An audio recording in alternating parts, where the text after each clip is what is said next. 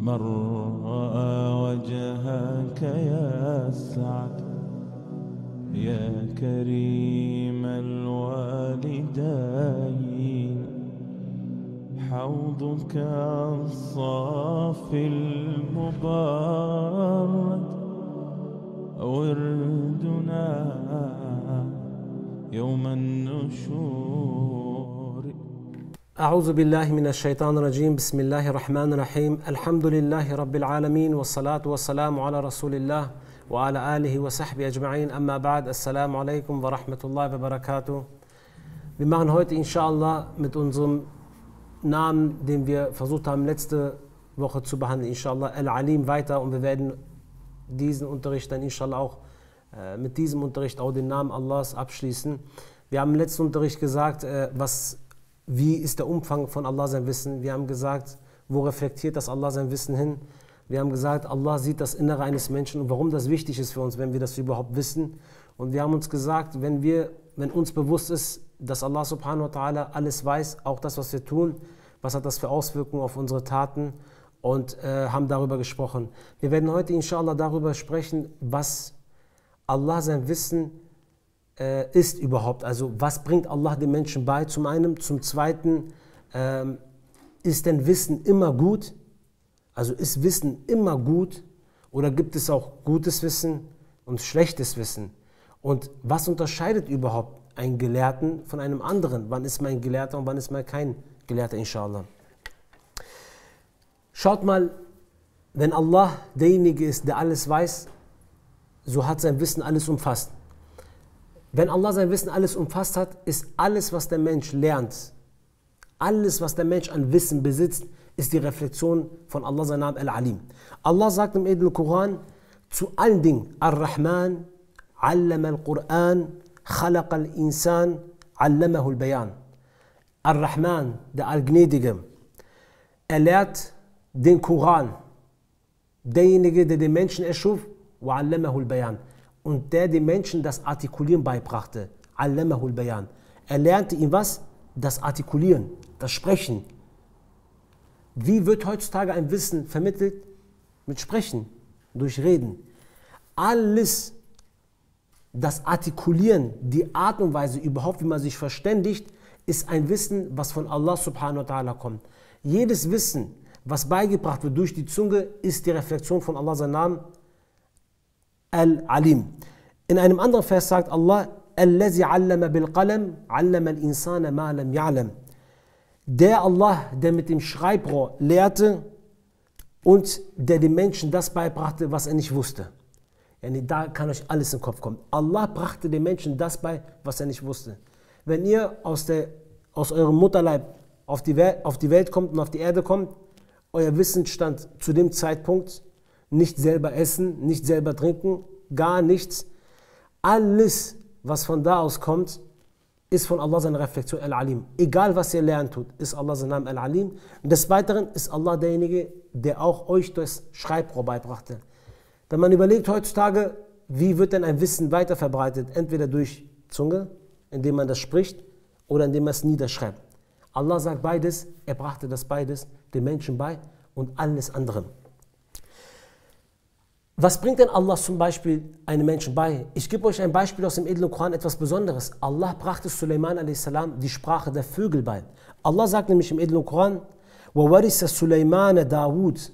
Und Suleiman wurde Dawud a.s. sein Erbe. Was damit gemeint? Das Nubuwat, das Prophetentum. Er hat das Prophetentum weitergeführt, Suleiman. Was ist passiert? وَقَالَ يَا أَيُّهَا النَّاسِ. Und Suleiman sagte: O ihr Menschen, عُلِّمْنَا منطق الطير وأوتينا من كل شيء إن هذا لهو فضل مبين. O ihr Menschen, die Sprache der Vögel wurde uns gelehrt und alles wurde uns geschenkt, beschert. Das ist wahrlich eine offenbare Huld von Allah subhanahu wa ta'ala. Suleiman konnte die Sprache der Vögel und hat sich mit denen verständigt. Wie ging das? Allah brachte ihm das bei. Allah brachte aber nicht nur das bei. Allah bringt jedes Beruf, jede Lehre, die ihr macht, ist Allah sein Name Al-Alim und ist die Reflexion von Allah. Warum? Weil Daud a.s. war selbst, hat mit Metall gearbeitet. Und Allah sagt folgendermaßen im Koran: وَعَلَّمْنَاهُ سَنْعَةَ لَبُوسٍ لَكُمْ لِتُحْسِينَكُمْ مِنْ بَاسِكُمْ فَهَلْ أَنْتُمْ شَاكِرُونَ. Und wir lehrten ihn das Verfertigen eurer Panzerhemden, auf dass sie euch in eurem Kampf schützen mögen. Wollt ihr denn nicht dankbar sein, sagt Allah? Alle Berufe, die es gibt, die man heute lernen kann, sind eine Reflexion von Allah subhanahu wa ta'ala, sein Name Al-Alim, ohne Wenn und Aber. Das richtige Urteil zwischen Menschen, wenn sie uneins sind oder wenn es einen Streitpunkt gibt, ist die Reflexion von Allah, sein Name Al-Alim. Wie könnt ihr denn wissen oder wie wollt ihr denn richtig entscheiden, wer das Richtige gesagt hat, wer das Falsche? Wie wollt ihr das entscheiden? Und das ist eine Rahmat von Allah und das bringt Allah den Menschen bei, richtig zu entscheiden. Das richtige Entscheiden abzuwägen ist die Reflexion von Allahs Al-Alim. Warum wiederhole ich diese ganzen Dinge? Weil Allah das selbst im Koran sagt. Es möge für euch jetzt Routine vorkommen, aber Allah erwähnt das im Koran. Also hat das schon eine Bedeutung, wenn man darüber erstmal nachdenkt. Ich erwähne es, ihr denkt darüber später nach, inshallah, was für eine tiefe Bedeutung überhaupt das alles hat. Ihr kennt das Beispiel, ich habe es häufig genannt, in Medinatul Munawwara, als der Prophet a.s. dort den islamischen Staat hatte, gab es eine Familie namens Beni Ubeirik. Die hatten eine Sache geklaut gehabt und als der Prophet draufkam, hat er eine Spur zu einem Juden gelegt. Er hat die Spur zu dem Juden gelegt und der Prophet hat zu den Muslimen geneigt und wollte dem Juden die Schuld geben. Also er hat auf der Seite diejenigen, die geklaut haben, auf der unfairen, ungerechten Seite, hat der Prophet hingeneigt, ihnen Recht zu geben. Dann sagt Allah Folgendes: وَلَوْلَا فَضْلُ اللَّهِ عَلَيْكَ وَرَحْمَتُهُ لَهَمَّ طَائِفَةٌ مِّنْهُمْ أَنْ يُضِلُّوكَ وَمَا يُضِلُّونَ إِلَّا أَنفُسَهُمْ. Und wäre dir nicht Allahs Huld und Barmherzigkeit zuteil gewesen, wäre Allah seine Gnade nicht um dich gewesen, so hätte eine Gruppe von ihnen beschlossen, dich irre zu führen. وَمَا يَضُرُّونَكَ مِنْ شَيْءٍ. Doch zum Irreweg führen sie sich selbst und dir können sie keinerlei Schaden zufügen. Warum aber nicht? وَأَنزَلَ اللَّهُ عَلَيْكَ الْكِتَابَ وَالْحِكْمَةَ وَعَلَّمَكَ مَا لَمْ تَكُنْ تَعْلَمْ وَكَانَ فَضْلُ اللَّهِ عَلَيْكَ عَظِيمٌ. Und Allah hat das Buch und die Weisheit auf dich herabgesandt und dich das beigebracht, dich das gelehrt, was du nicht wusstest. Und Allah seine Huld, die er dich erwiesen hat, ist wahrlich großartig, ist Azim, ist gewaltig. Der Name Azim werden wir noch behandeln, ist gewaltig. Und hier sagt Allah, diese Leute, die versuchen, dich reinzulegen, sie hätten es nicht geschafft. Sie haben sich aber selbst reingelegt. Weil, warum? Aber warum haben die es nicht geschafft? Weil Allah den Koran, das Hikmet, die Weisheit, das Faraset und was? Den Propheten das beibrachte, was er nicht wusste. Das richtige Entscheidung treffen. Nämlich richtige Entscheidung treffen ist hierbei sehr wichtig, dass ein Emir oder jemand, der urteilt zwischen Menschen, dass er immer viel Dua macht, bevor er ein Urteil verlässt, dass Allah subhanahu wa ta'ala ihm diesbezüglich das Richtige oder das Wissen gibt, um das richtige Urteil fällen zu lassen. Ist sehr wichtig, weil Allah lehrt dich das, Allah lässt dich so entscheiden, was du nicht weißt, was du vorher vielleicht nicht wusstest. Eine weitere Sache ist das Zusammentreffen zwischen Musa a.s. und Khizr a.s. Heute ist Jum'a, inshallah habt ihr alle heute Surah Kahf gelesen. Surah Kahf ist wichtig, jeden Jum'a zu lesen, damit wir vor der Fitna von Dajjal geschützt sind. Und da kam die Geschichte von Musa und Khizr a.s. vor. Wisst ihr, warum die Geschichte von Musa und Khizr a.s. überhaupt entstanden ist? Warum Allah zu Musa sagt, geh, da ist einer meiner Diener, red mit dem, geh zu ihm hin. Weil im Muslim wird ein Hadith überliefert, wo der Gesandte Allah sagte, Musa a.s. hat eines Tages zu dem Volk Israels gepredigt. Er ist aufgestanden. Dann wurde er gefragt von den Leuten, gibt es denn jemanden, der ein besseres Wissen hat wie du, O Musa, der mehr Wissen hat wie du? Und Musa sagte, ich habe das beste Wissen und das meiste Wissen von allen hier. Daraufhin ärgert sich Allah subhanahu wa ta'ala so sehr darüber, das hat Allah zornig gemacht. Warum? Weil er nicht die beste Wissen, das gesamte Wissen Allah zugeschrieben hat. Und Allah hat zu Musa gesagt, oh Musa, du hast nicht das beste Wissen. An den zwei Flüssen, wo sich Beine einigen, findest du einen unserer Diener, der mehr Wissen hat wie du. Dann geht Musa a.s. zu ihm hin und in Surah Kahf kommt der Vers فَوَجَدَ عَبْدًا مِنْ عِبَادِنَا آتَيْنَاهُ رَحْمَةً مِنْ عِنْدِنَا وَعَلَّمْنَاهُ مِنْ لَدُنَّ عِلْمًا. Allah sagt, dann fand sie einen unserer Diener, irgendein Diener von uns ist das gewesen, dem wir unsere Barmherzigkeit verliehen haben, dem wir unser Wissen gelehrt haben, sagt Allah.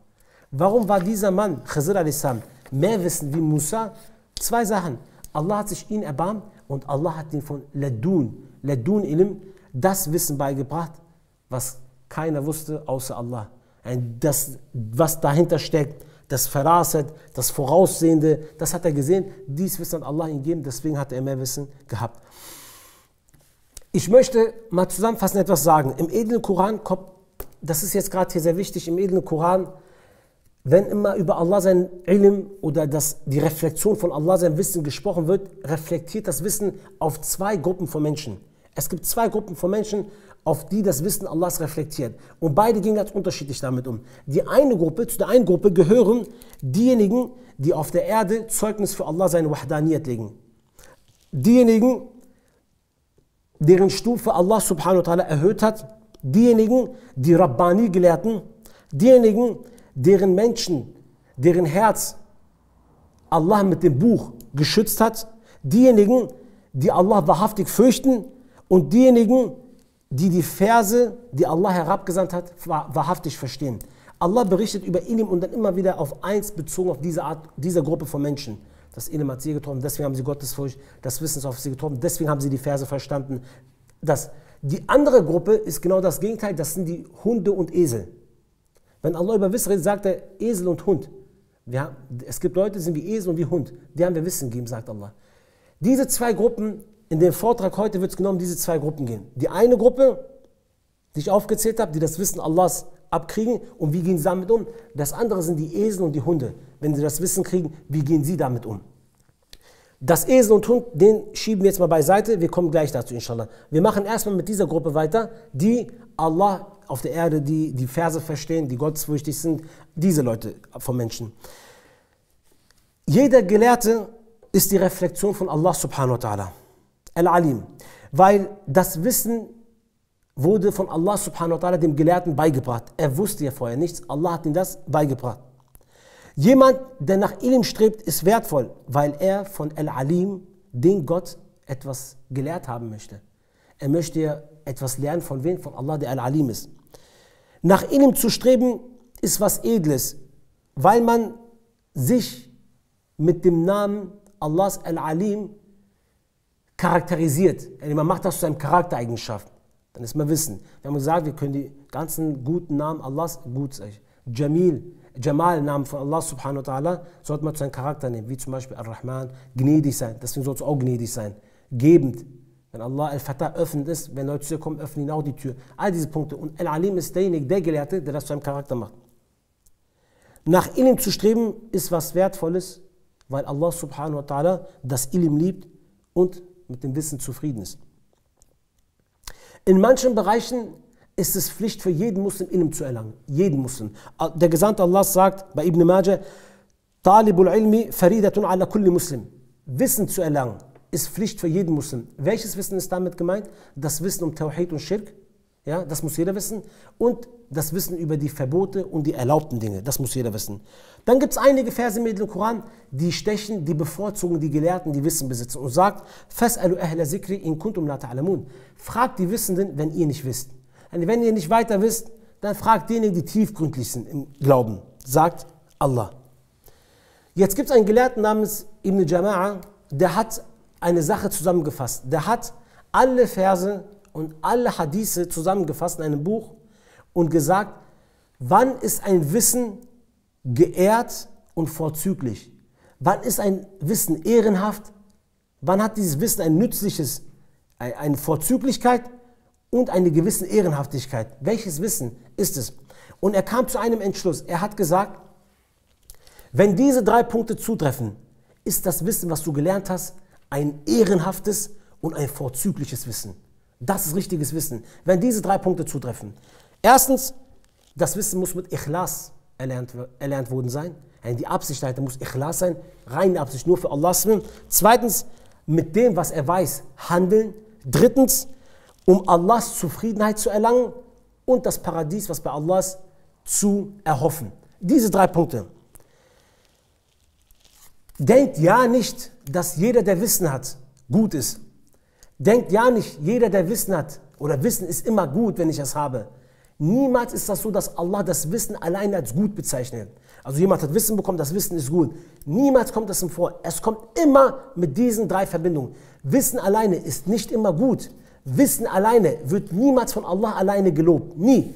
Guck mal, ich möchte euch einige Beispiele geben aus dem edlen Koran. Ihr werdet in allen Versen im edlen Koran, alle, wo über das Wissen berichtet wird, immer diese drei Punkte sehen. Eine dieser drei Punkte werdet ihr sehen. Die sagt, diejenigen, die Wissen haben, die sind besonders, und dann aber gleichzeitig einer mit diesen drei Punkten. Die müssen vorhanden sein. Sonst lobt Allah niemals das Wissen oder die Wissenden. Nie, wenn diese drei Sachen nicht dabei sind. Allah sagt im edlen Koran, هل يستوي الذين يعلمون والذين لا يعلمون? Sind etwa diejenigen, die wissen, gleich und diejenigen, die nicht wissen? Sagt Allah. Ein Vers, wenn wir den jetzt lesen würden, würden wir was sagen? Diejenigen, die wissen, sind doch nicht wie die, die nicht wissen. Also die sind viel vorzüglicher. Sagt Allah hier auch. Geht nur den Vers ein bisschen nach vorne. Lest den gesamten Vers, den vorderen Teil. Wisst ihr, was Allah sagt? أَمَّنْ هُوَ قَانِتٌ أَنَاءَ اللَّيْلِ سَاجِدًا وَقَائِمًا يَحْذَرُ الْآخِرَةَ وَيَرْجُو رَحْمَةَ رَبِّهِ قُلْ هَلْ يَسْتَوِي الَّذِينَ يَعْلَمُونَ وَالَّذِينَ لَا يَعْلَمُونَ إِنَّمَا يَتَذَكَّرُ أُولُو الْأَلْبَابِ. Das war genau gerade der gesamte Vers. Hätte man jetzt nur den Vers gelesen, würde man sagen, guck mal, diejenigen, die wissen, haben sie vorzüglich. Nicht einer, der nicht wissen, sie wissen doch gleich. Ein Wissender ist immer besser. Allah sagt, was sagt Allah? Allah sagt, ist etwa jener, der zu Allah in der Nachtstunde sich niederwerfend und stehend und betend, der sich vor dem Jenseits fürchtet und auf die Barmherzigkeit seines Herrn hofft, einem Ungehorsam gleich? Sprich, sind solche, die wissen, denn gleich mit denen, die nicht wissen? Allein nur diejenigen lassen sich warnen, die verständig sind. Was sagt Allah hier? Allah sagt, sind diejenigen, die wissen und diejenigen, die nicht wissen, gleich?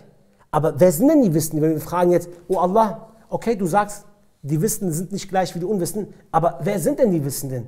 Und das sind genau diese drei Punkte, die Ibn Jama'a gesagt hat. Mit Ikhlas erlernen, in die Tat umsetzen und was? Das, was bei deinem Herrn ist, zu erhoffen. Was sagt Allah hier? Diejenigen, die in der Nacht aufstehen, die beten, die Sajda machen, die Rukman, die Allah fürchten, das Jenseits, und das erhoffen, was die Gnade Allahs ist. Genau das. Und dann sagt Allah erst, sind denn diejenigen, die wissen und nicht wissen gleich? Yani, jemand, der das alles macht, der ist ein Wissender. Jemand, der das alles nicht macht, der ist kein Wissender. Und sollte er ein Wissen bis zum Himmel haben. Allah setzt hier unsere Maßstäbe anders. Und ihr werdet merken in den Versen, wie unser Maßstab sich ändern wird, wer überhaupt wissend ist und wer nicht wissend ist. Sehr wichtig. Ich gebe euch ein zweites Beispiel. Allah sagt im edlen Koran, إِنَّمَا يَخْشَ اللَّهَ مِنْ عِبَادِ الْعُلَمَاءُ. Nur die Wissenden unter seinen Dienern fürchten Allah.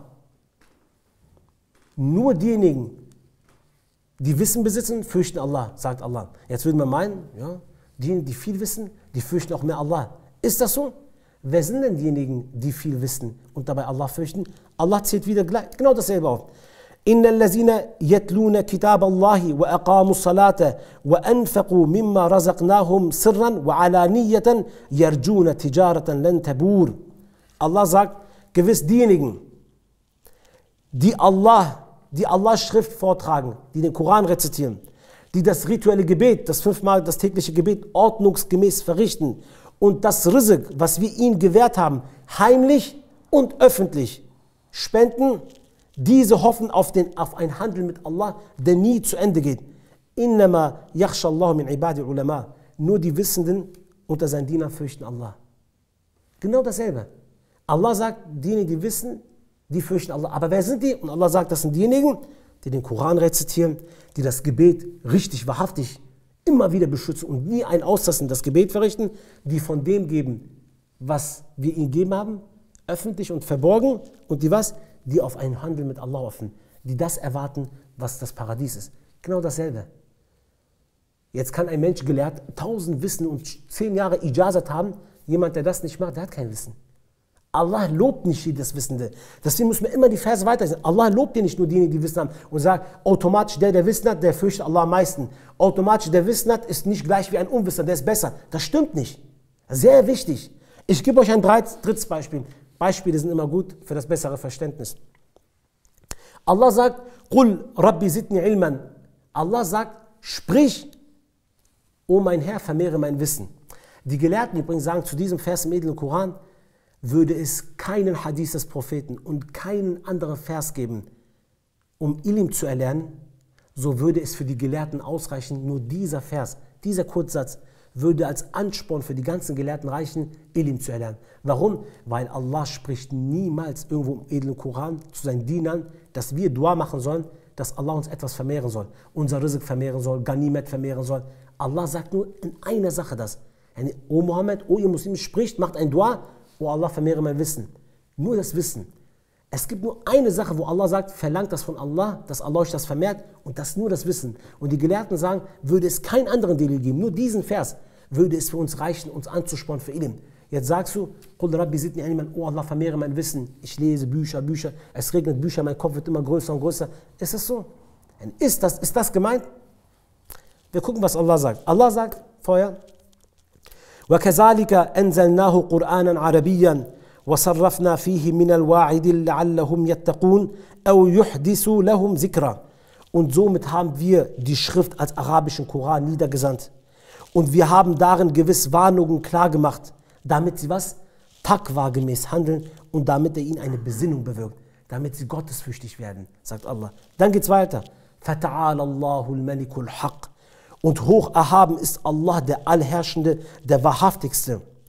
وَلَا تَجْعَلْ بِالْقُرْآنِ مِنْ قَبْلِ أَنْ يُقْدَى إِلَيْكَ وَحْيُهُ وَقُلْ رَبِّي زِدْنِي عِلْمًا. Und überhaste dich nicht mit dem Koran, ehe seine Offenbarung nicht zu dir vollständig zuteil geworden ist, sondern sprich, o mein Herr, vermehre mein Wissen. Warum soll mein Herr mir mein Wissen vermehren? Warum? Wir haben den Koran als arabischer abgesandt, damit ihr was? Taqwa gemäß handelt. Verlangen mehr Wissen, warum? Damit deine Gottesfurcht steigt. Du sollst das Wissen haben, damit du Allah noch mehr fürchtest. Deswegen, das Wissen hat Bedeutung, Gewicht, wenn deine Gottesfurcht zu Allah steigt. Alleine Wissen ohne Gottesfurchtsteigerung bringt nichts. Ist bei Allah nicht beliebt, ist bei Allah nicht angesehen. Ich möchte euch ein weiteres Beispiel geben, ein viertes Beispiel.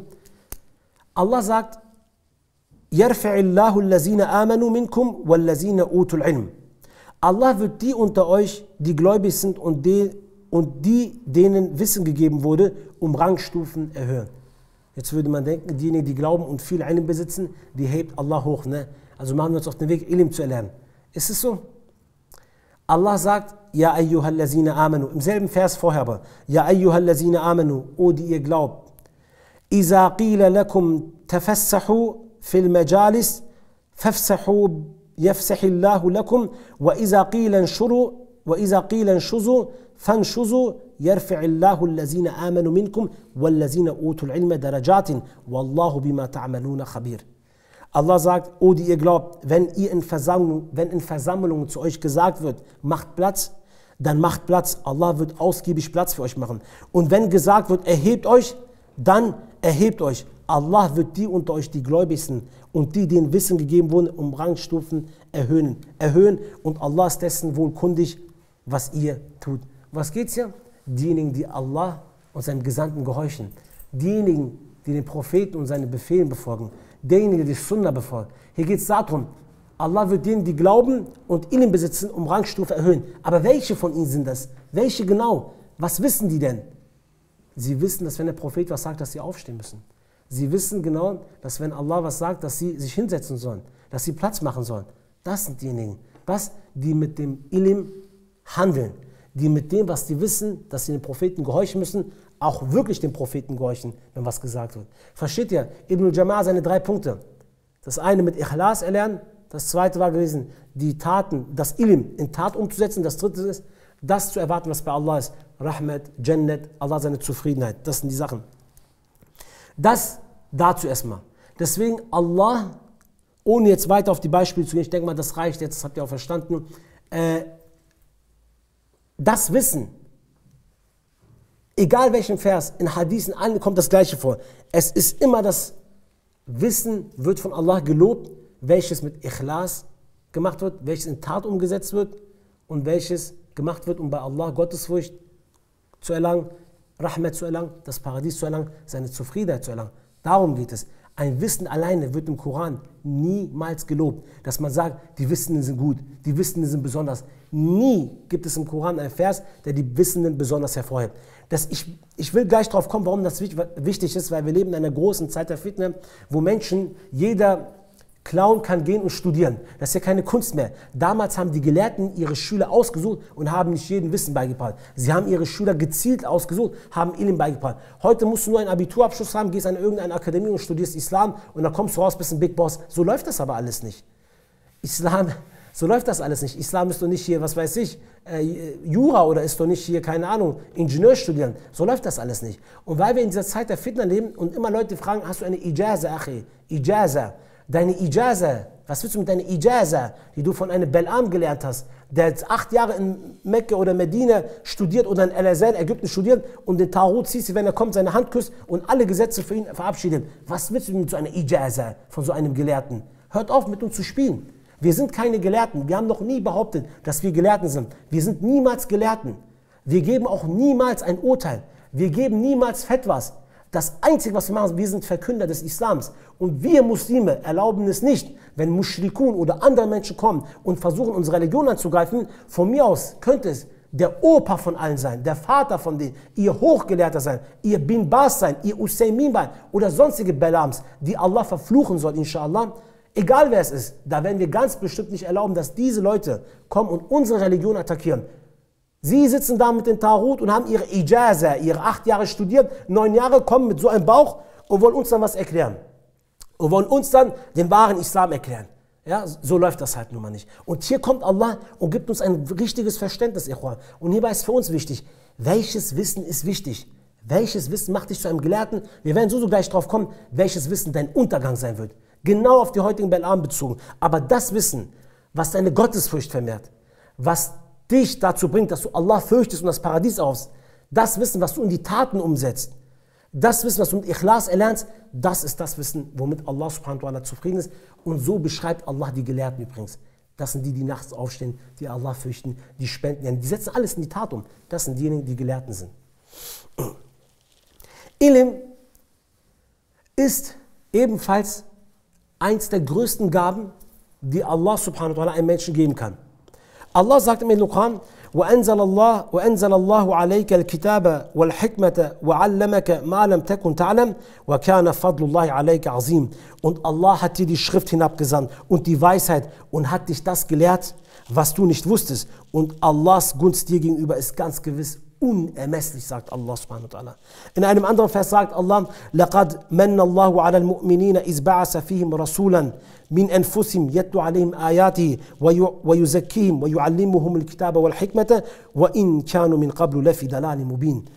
Ganz gewiss, bereits erwies Allah den Gläubigen Gutes, als er ihnen einen Gesandten schickte. Guck mal, Allah hat den Gläubigen was Gutes gemacht. Warum aber? Warum? Er hat ihnen einen Gesandten geschickt. Was hat der Gesandte mit sich gebracht? Warum Allah uns was Gutes getan hat? Er schickt ihn, der zu ihnen gehörte. Er war einer von ihnen. Er hat von ihnen verstanden. Er hat ihre Probleme verstanden. Der ihnen die Verse vorgelesen hat, damit wir die Verse richtig verstehen. Uns reinigte und die Schrift und die Weisheit beigebracht hat. Das Hikmat, nicht voreilig sein, warten, wann sollen wir entscheiden, wie sollen wir sagen, wie sollen wir reden.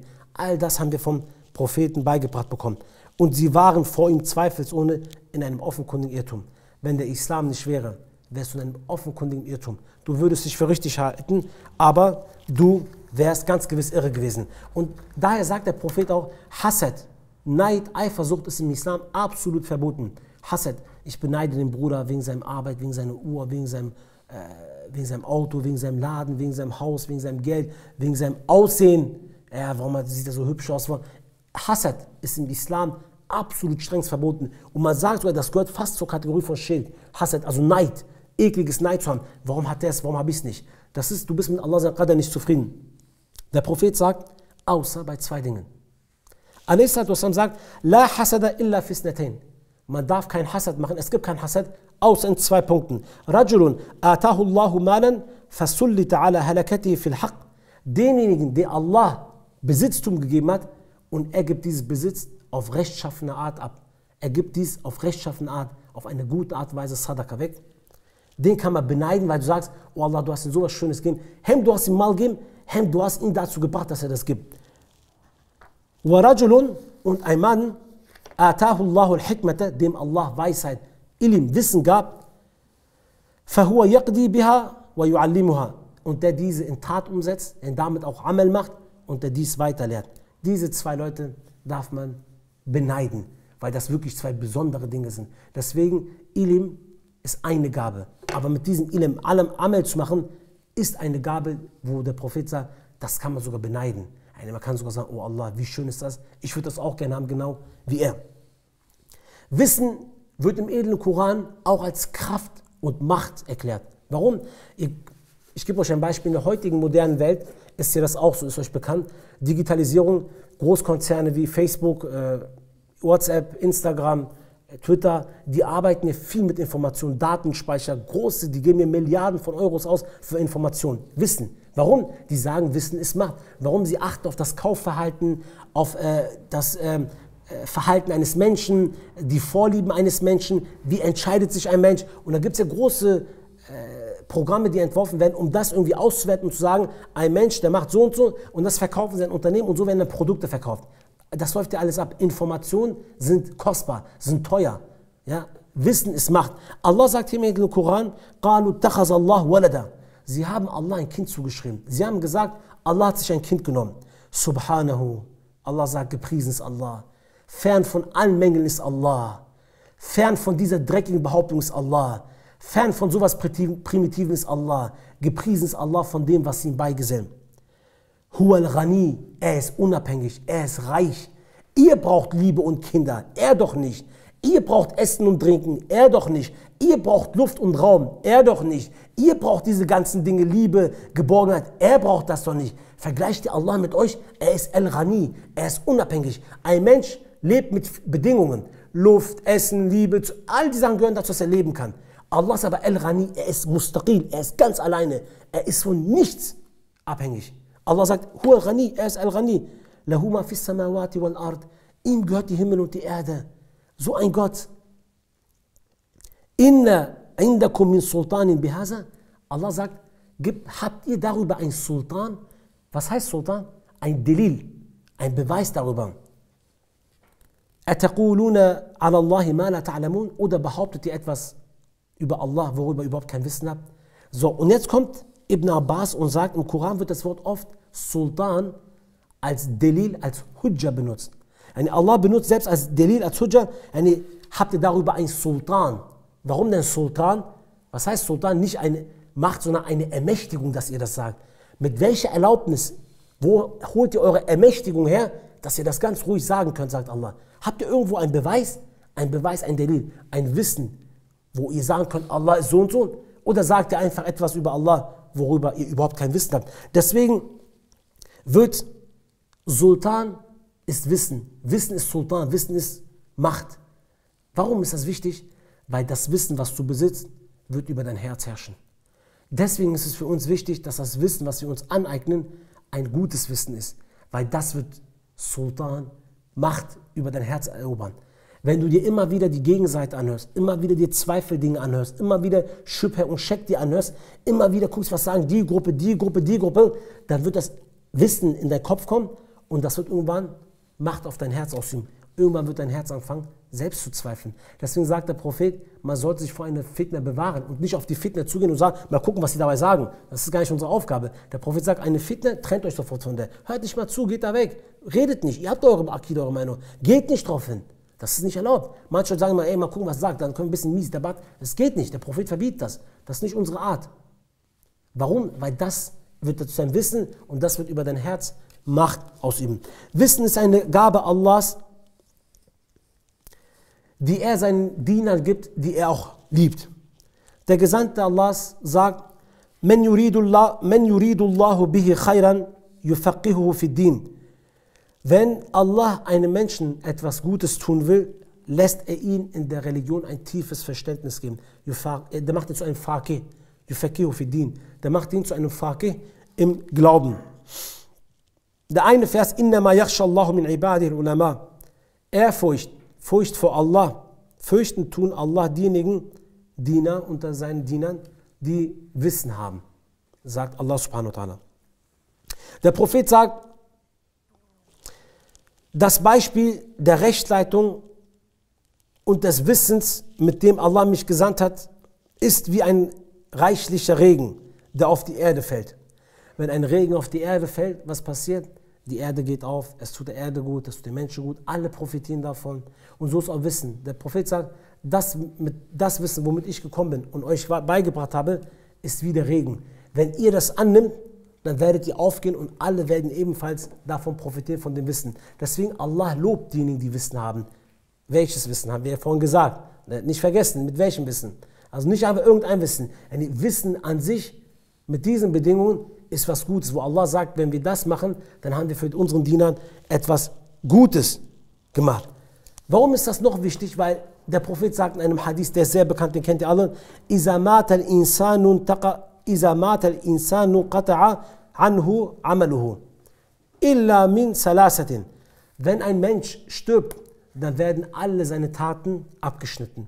Illa salasa. Außer 3 Taten. Wenn du stirbst, ist dein Tatenbuch geschlossen. Du kannst keine Taten mehr machen. Nichts, was du gemacht hast, wird weiter aufgeschrieben. Das Ding ist durch. Illa salasa. Außer 3 Dinge. Die werden weiterhin auf dein Buch geschrieben. Was sind das für Taten? Min sadaqatin jariyatin, eine fortlaufende Sadaqa. Mal angenommen, ihr habt eine Moschee gebaut und es wird in der Moschee immer noch gebetet. Ihr habt einen Brunnen gebaut, aus dem Brunnen profitieren die Menschen immer noch. Eine Sadaqa Jariyah, eine Sadaqa, die fortlaufend ist. Ihr habt etwas errichtet, was nach eurem Tod immer noch an Nutzen ist. Dann sagt der Prophet, das ist eine Sache, auch wenn ihr tot seid, wird das auf euer gutes Konto niedergeschrieben. Ilmin yuntafa'u bih, oder ein Wissen, was du jemandem beigebracht hast, und dies immer noch im Umlauf ist, im Nutzen ist. Ich habe zum Beispiel jetzt euch Ilm beigebracht, ich sterbe und ihr macht damit weiter, ihr handelt damit, ihr seid deswegen stabil, ihr macht es auch weiter, Tibi, dann bekommt derjenige, der das Wissen beigebracht hat, ebenfalls gute Taten aufgeschrieben. Oder sagt der Prophet, ein gutes, ein Saleh, ein aufrichtiges Kind, was Dua für dich macht, was Dua für seine Eltern macht. Das sind Dinge, dessen Türen der Amal offen werden. Und dazu gehört natürlich, wie der Prophet sagt, ein Gelehrter, der das Wissen beibringt. Deswegen ist Wissen, wenn Allah einem Menschen ein Wissen gibt und mit diesem auch Amal macht, denn beides gibt, dann ist das eine Gabe Allahs, die er diesen seinen Dienern gewährt hat, weil er für ihn was Gutes möchte. Imam Shafi sagt, Ilm zu erlernen, ist besser wie das Nafila-Gebet. Ist besser wie die Sunnah-Gebete zu verrichten, Nafila-Gebete, freiwilligen Gebete. Imam Ahmad ibn Hanbal sagt, das Bedürfnis nach Wissen ist höher wie das Bedürfnis nach Essen und Trinken. Denn Essen und Trinken tust du, wenn du hungrig bist oder durstig bist. Aber Wissen brauchst du, wenn dein Nefis dir wieder mal Waswasa macht. Und wir wissen, dein Nefis macht dir die ganze Zeit Waswasa. Ein weiterer Punkt, was Ilm so besonders macht, ist, Ilm ist ein Teil vom Dschihad. Der Dschihad ist im Islam eine sehr, sehr große Tat, eine sehr schöne und besondere Tat, die auf jeden Fall sehr im Islam besonders geschrieben wird. Und ein Teil von diesem Dschihad, ein großer Teil, ist Ilm zu erlernen. Warum sage ich das? Allah subhanahu wa ta'ala sagt, وَمَا كَانَ الْمُؤْمِنُ لِيَنْفِرُوا كَافَةً فَلَوْلَا نَفَرَ مِنْ كُلِّ فِرْقَةٍ مِنْهُمْ طَائِفَةٌ لَيَتَفَقَّهُوا فِي الدِّينِ وَلِيُنْذِرُوا قَوْمَهُمْ إِذَا رَجَعُوا إِلَيْهِمْ لَعَلَّهُمْ يَحْذَرُونَ. Allah sagt zu denjenigen, die in den Dschihad ziehen. Es gibt ja manche, die ziehen in den Dschihad. Heutzutage wird ja gesagt, wenn ein Gelehrter in der Dschihad hat was gesagt, willst du ihm widersprechen? Was hast du denn schon gemacht? Sagen doch manche. Oder manche sagen doch, wenn der das sagt, die sind im Dschihad, was willst du denn sagen? Die kämpfen gerade auf Allah seinen Weg. Willst du sagen, du weißt mehr wie er? Diese typisch immer emotionale Frage, immer plattgedrückte Frage, weißt du denn mehr? Einfach so. Warum weißt du denn mehr? Nur weil er da eine Waffe hält, weiß er mehr? Gibt die Waffe ein Wissen in seinen Kopf? Die Menschen sind wirklich primitiv und es ist schwierig geworden, mit Menschen überhaupt sinnvoll zu reden oder wirklich gefüllt zu reden. Es ist sehr schwierig geworden. Guck mal, ein Vers, was Allah sagt. Es ist nicht angebracht, dass die Gläubigen alle zusammen aufbrechen, in den Dschihad ziehen. Warum? Wäre doch aus jeder Gemeinde von ihnen eine Gruppe aufgebrochen, um sich im Dien zu bilden und ihre Leute zu ermahnen, wenn sie zu ihnen zurückkehren, damit diese sich vorsehen. Vorsichtig sind. Allah sagt hier, es soll nicht alle in den Dschihad ziehen. Einige von euch müssen sogar zurückbleiben. Warum? Nicht um auf die Frauen aufzupassen, damit sie Wissen erlernen. Aber warum Wissen erlernen? Damit, wenn diejenigen aus dem Dschihad, die wieder zurückkommen, damit die hier Wissen gelernt haben, ihnen Nasiha geben. Damit die kommen, sich hinsetzen und sich Nasihas von ihnen anhören. Jetzt würden wir sagen, wie? Es gibt doch Rabbani-Gelehrten, die kommen aus dem Dschihad alle. Willst du sagen, die haben nicht mehr Wissen und du sitzt hier schön in deinem warmen... Die sitzen in ihrem Warmen. Die brauchen uns nicht mit ihnen zu vergleichen. Die sitzen schön, essen ihre Steaks überall und sollen uns nicht mit ihnen vergleichen. Wir mühen uns ab hier auf Allah seinen Weg. Die Menschen, die hier zurückbleiben, die nicht in den Dschihad gehen, die sollten sich auch alle abmühen auf Allah seinen Weg. Mit Wissen, mit Amal, mit Taten, mit Sadaka, mit allem. Und natürlich, du sitzt zu Hause, isst dein Steak schön und sagst dann, alle sitzen hier und wollt ihr sagen, ihr habt mehr Wissen über die im Dschihad sind. Das geht alles nicht auf, Ikhwan. Allah sagt dir was ganz anderes. Allah gibt ein Verständnis und sagt, die im Dschihad sind, die haben keine Zeit zum Ilm lernen. Das ist doch ganz logisch. Die sind mit dem Krieg beschäftigt. Deswegen, wenn sie zurückkommen, könnten ein bisschen abgehärtet sein. Ihre Herzen können grob sein. Wenn sie zurückkommen, gibt ihnen Nasiha, damit sie wieder auf sich aufpassen, damit die keine Fehler hier machen. Das sagt Allah uns. Deswegen ist Ilm ein großes Dschihad. Ich gehe weiter. Allah sagt in der Surah 25, Vers 52, فَلَا تُطِعِ الْكَافِرِينَ und gehorche nicht den Ungläubigen, وَجَاهِدْهُمْ بِهِ جِهَادًا كَبِيرًا und mache Dschihad gegen ihn, leiste mit ihm, mit dem Koran zusammen, gegen sie einen großen Dschihad. Djihadan Kabiran. Kabir, wir haben den Namen Allah al-Kabir, Allahu Akbar genommen. Kabir ist gewaltig groß. Mache den großen Dschihad mit dem Koran zusammen gegen die Ungläubigen, indem du sie nicht befolgst. Was sollst du machen? Indem du die Tawhid Mudafa machst, indem du Amr bil Ma'ruf und Nahy anil Munkar machst, indem du zum Guten aufrufst, indem du dem Taghut und die Herrscher die Wahrheit sagst. Das sagt Allah, Djihadan Kabira, großer Dschihad. Das ist der große Dschihad, sagt Allah hier. In einem Hadith bei Ibn Majah sagt der Prophet,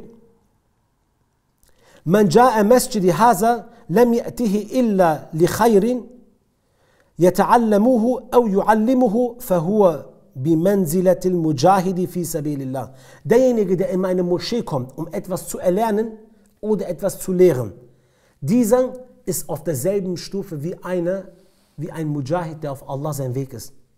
Das ist, um Ilm zu erlernen. Um Ilm zu erlernen, sagt der Prophet, bist du wie einer, der auf Allah sein Weg ist. Bei Tirmizi, ähnlicher Hadith wird berichtet, Man kharaja fi talib al-ilmi, fahuwa fi sabilillah, hatta yarja. Derjenige, der rausgeht, um Wissen zu erlangen, auf einen Weg sich begibt, der ist fi sabilillah, auf Allah sein Weg, bis er wieder zurückkehrt. Ist auf Allah sein Weg.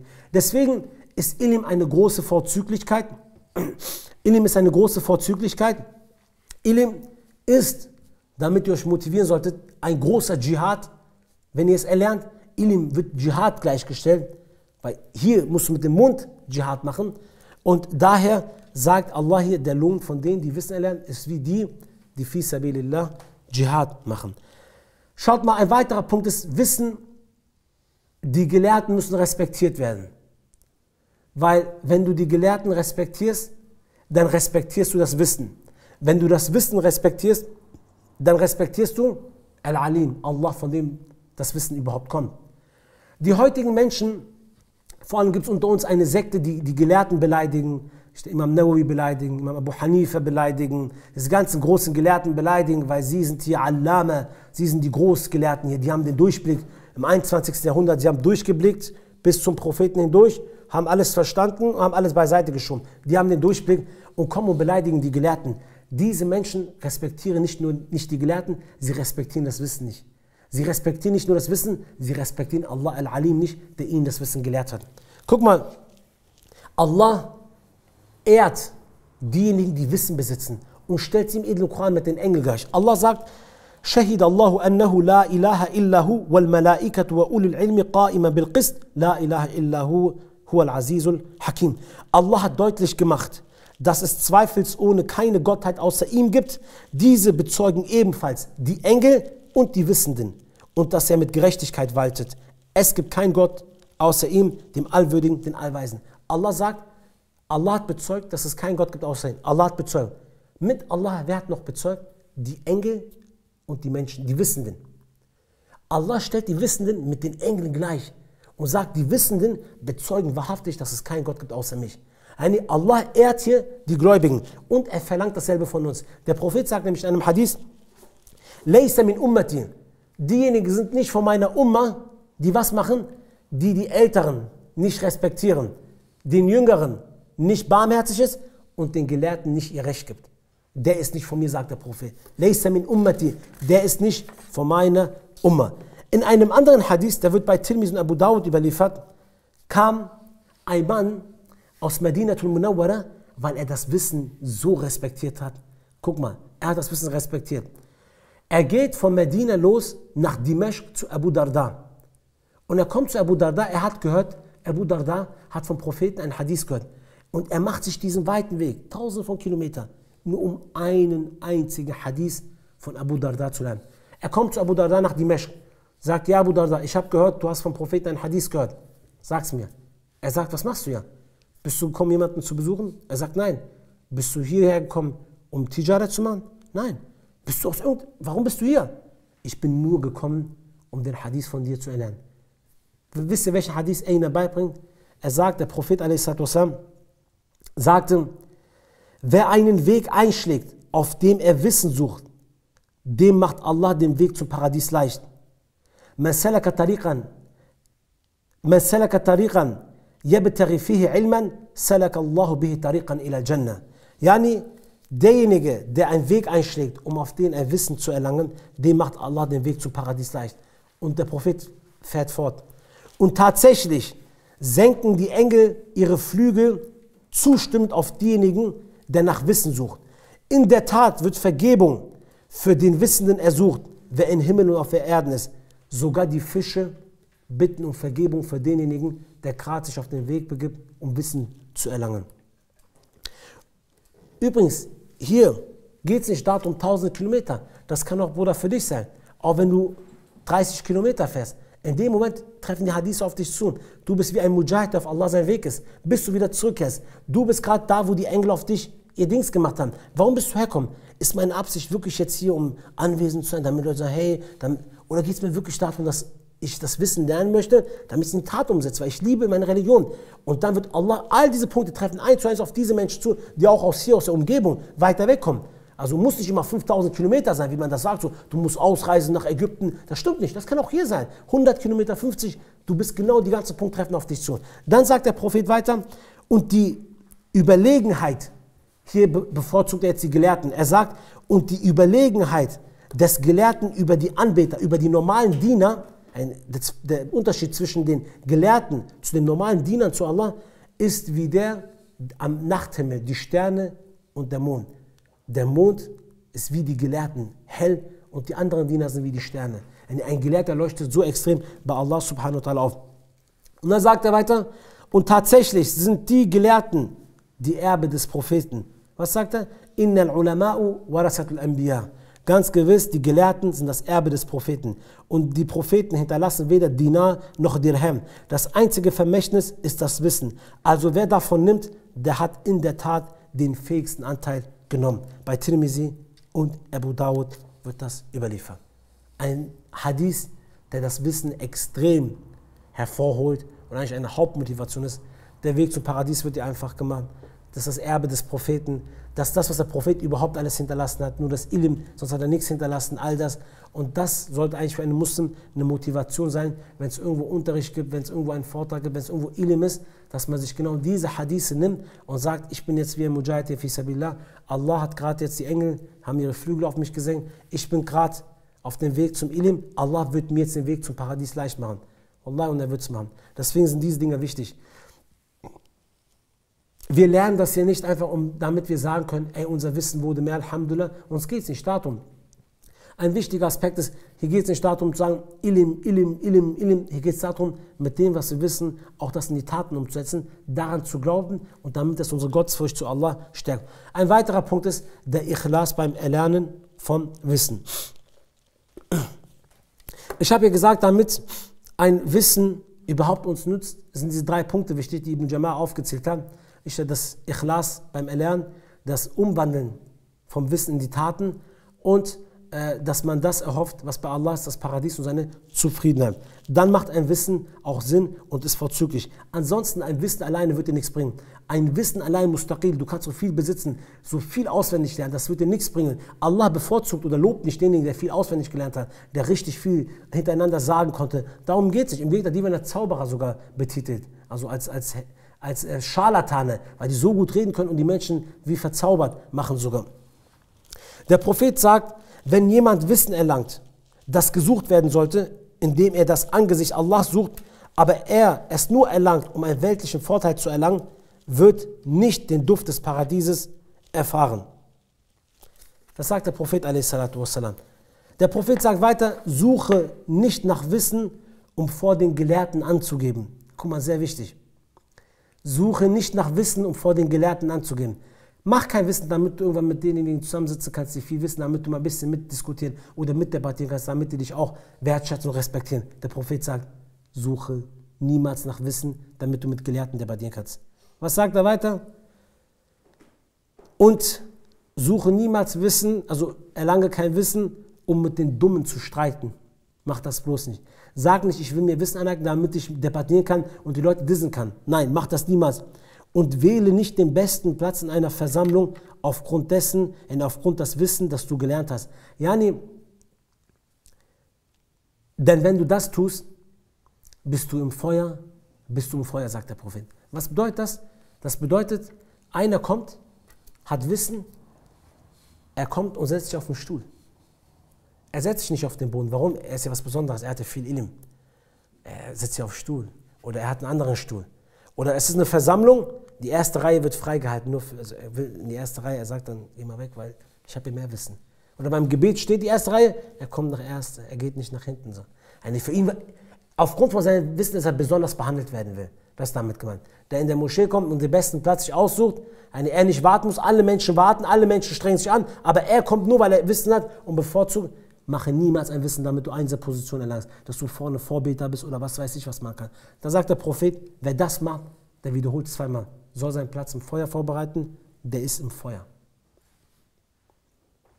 In einem anderen Hadith sagt der Prophet, Man ta'allama ilman li ghayri Allahi aw arada bihi ghayra Allahi falyatabawwa'a maq'adahu minan nar.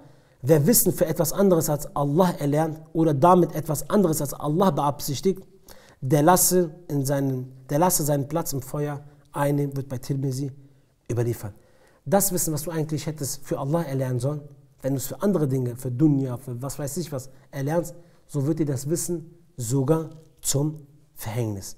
Jetzt kommen wir zu dem Part, die Hunde und die Esel, deren Wissen ihnen genau zum Verhängnis wurde. Genau darüber berichtet Allah. Allah berichtet im edlen Koran über eine Situation und er sagt, وَاتْلُ عَلَيْهِمْ نَبَأَ الَّذِينَ آتَيْنَاهُ آيَاتِنَا. Berichte diese Geschichte, sagt Allah, und erzähle ihnen die Geschichte dessen, dem wir unsere Zeichen gegeben haben.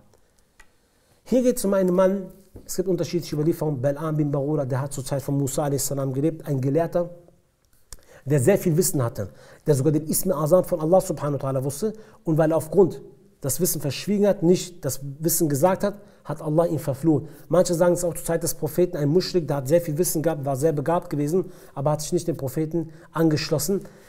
Egal, warum auch immer. Aber Allah erwähnte den Namen nicht. Warum? In den Qisas des Propheten, wenn du die Geschichten des Propheten anlernst, dann gibt es eine Lektion, man sagt, wenn nicht Namen genannt werden, dann hat das einen Grund, dass jeder sich eine Lektion daraus zieht, dass du auch das sein könntest, dass du auch in dieser Position sein könntest. Deswegen wird kein Name erwähnt. Weil wenn ein Name erwähnt wird, wird immer gleich abgehakt. So, ja okay, das war der und der. Aber so weiß man nicht. Es könnte jeder sein, es könnte sogar du sein. Darum geht es. Allah sagt hier, وَاتْلُ عَلَيْهِمْ نَبَأَ الَّذِينَ آتَيْنَاهُ آيَاتِنَا. Und berichte genau diese Geschichte über einen Mann, dem wir unsere Verse gegeben haben. Was hat denn dieser Mann gemacht? Und Allah hat ihm Wissen gegeben, hat ihn bevorzugt, hat ihm alles gegeben. فَانْسَلَخَ مِنْهِ. Er hat sich von dem abgewendet. فَأَتْبَعَهُ الشَّيْطَانِ. Und Shaitan hat ihm dann hinterhergefolgt. فَكَانَ مِنَ الْغَاوِينَ. Und er wurde zu dem Erniedrigten, zu den Irregehenden. Hier geht es um einen Mann, der hat Wissen bekommen der hat sich danach von dem abgewendet, dann hat Shaitan ihm gefolgt und dann gehört er zu den Irregehenden und wurde von den Erniedrigten gehört. Guck mal, im Edlen Koran kommt das Wort Fansalacha. Da kommt das F, das bedeutet in Folge. Das passiert in allen Dingen. Diese 3 Dinge passieren. Erst wendest du dich ab, dann folgst du Shaitan und dann, was passiert dann? Dann gehörst du zu den Irregehenden und zu den Erniedrigten. Wenn du dich von der Jamaat trennst, passiert das. Wenn du dich vom Ilim trennst, passiert das. Wenn du dich von der Gemeinschaft trennst, vom gemeinsames Gebet, egal von was. Immer wenn diese 3 Dinge passieren, das ist der normale Werdegang, der immer passiert. In Folge sogar. Punkt, Punkt, Punkt. Das sind die typischen Folgen, wenn man sich trennt. Wenn man das Wissen nicht in die Tat umsetzt. Wenn man schlechte Absichten hat. Erst trennst du dich von dem Guten, dann folgst du Shaitan, dann gehörst du zu den Erniedrigten. Allah benutzt hier ein Wort Fansalacha. Allah gab ihm das Ilm, unsere Ayat, und dann Fansalacha min. Er hat sich getrennt. Fansalach. Insalach bedeutet im Arabischen, sagt man zu Dingen, die ganz ineinander stecken. Das ist gerade vielleicht wichtig, damit man das versteht. Insalach sind Dinge, die ganz ineinander stecken. Allah gibt zum Beispiel ein Beispiel, er sagt, der Tag und die Nacht, die stecken so ineinander. Allah sagt im Edlen Koran, Al-Laylu naslahu minhu an-nahar. Die Nacht, wir entziehen ihr das Tageslicht. Die Nacht, der Tag ist, ne? Allah entzieht das Tageslicht. Was passiert? Es bleibt die Nacht. Allah hat etwas rausgezogen, die Gardine. Allah hat die Gardine rausgezogen. Was dann passiert? Es ist nur Dunkelheit geblieben. Oder zum Beispiel, es gibt im Islam 4 Monate, die sind haram. Man darf in diesen 4 Monaten nicht kämpfen. Es gibt 12 Monate. 12 Monate. Davon sind 4 haram. Diese 4 stecken in diesen 12 drin. Allah sagt, فَإِذَا سَلَخَ الْأَشْهُرُ الْحُرُومُ فَقْتُلُهُ الْمُشْرِكِينَ. Wenn die 4 Monate sich getrennt haben, wenn die entnommen sind, abgelaufen sind, dann tötet die Mushrikun, sagt Allah subhanahu wa ta'ala. Hier wird gesagt, sobald diese Monate entnommen wurden, sind 4 Monate, fällt das Schutzschild. Dann dürft ihr nicht mehr, dann dürft ihr wieder kämpfen. Aber vorher nicht. Wenn die rausgezogen sind, wurde. Man sagt zum Beispiel auch in der arabischen Sprache, in Salach zu einer Schlange, die häutet. Eine Schlange macht nach einer bestimmten Zeit immer, macht seine Haut ab und dann geht diese Haut, die lässt weg und dann kommt ihre neue Haut, dann läuft sie weiter, dann lässt sie ihre alte Haut liegen. Das machen ja Schlangen. Man sagt auch in Salach. Warum? Weil die Haut und die Schlange waren eins, dann hat sich die Schlange getrennt, der Schutz von dem hat sich gelöst. Hier sagt Allah folgendermaßen, er sagt nämlich genau das Gleiche. Er sagt, wir gaben diesem Mann unsere Verse, unser Ilm, Fansalacha. Fansalacha min. Und er hat sich von ihm getrennt. Wir haben es von ihm getrennt. Was hat Allah aber von ihm getrennt? Was? Das Schutzschild. Die Gardine. Vor was ein Schutzschild? Vor der Strafe Allahs. Das Wissen war das Schutzschild für die Strafe Allahs. War ein Schutzschild, dass er nicht bestraft wird, war eine Gardine, dass Allah ihn nicht Azab macht. Was hat er aber gemacht? Dass Allah genau das weggezogen hat. Warum aber? Warum hat Allah ihn das weggezogen? Er hat mit dem Ilm nicht Amal gemacht. Krass. Er hat einfach nicht mit dem, was er wusste, in die Tat umgesetzt. Deswegen sagt Allah, also hat er sich von dem Moment aus von seinem Schutzschild getrennt. Und als er das gemacht hat, hat Shaitan ihm gefolgt. Guck mal, nicht er hat Shaitan hat ihm gefolgt. Shaitan hat ihm gefolgt und dann gehört er zu den Erniedrigten. Er hat nicht mit dem Ilm, was er wusste, Amal gemacht, so hat Allah ihn das entzogen, es wurde getrennt von ihm. Er war noch mit dem Wissen, aber nicht mehr mit dem Rahmat Allahs. Die Gnade Allahs war nicht mehr um ihn. Und dann kam Shaitan, hat er Shaitan gefolgt und dann ist er in die Irre gegangen. Manche Gelehrten, wenn ihr die seht, würdet ihr sagen, wow, wie viel Ilm hat er denn? Allahu Akbar, MashaAllah, wie gut er das erklären kann. Aber wenn ihr manchmal guckt, was für Fehler die machen, bei so ganz banale Dinge, wo ihr sagt, jeder müsste das so eigentlich wissen, machen die aber Fehler. Warum ist das so? Allah erniedrigt diese Menschen.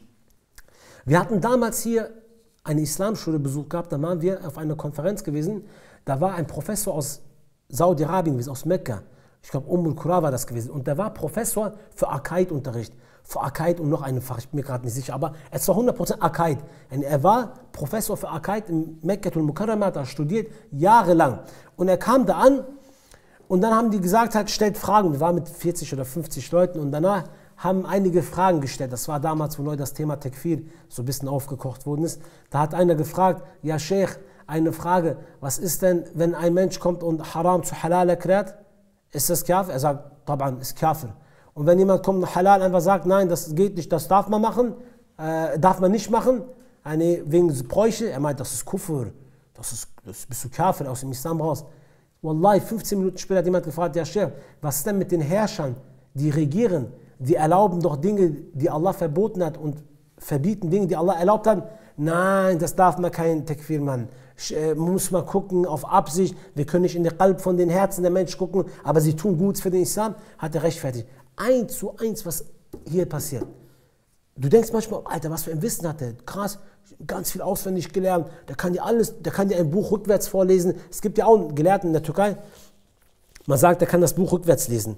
Also der ist so wissend, dass er das Buch rückwärts lesen kann. Furka sagte immer, also ich weiß nicht, warum man ein Buch rückwärts, was die Kunst dabei ist, wenn man ein Buch verkehrt herum lesen kann. Also, aber so krass sagt man, dass er das so krass lesen kann, dass er so da drin vertieft ist.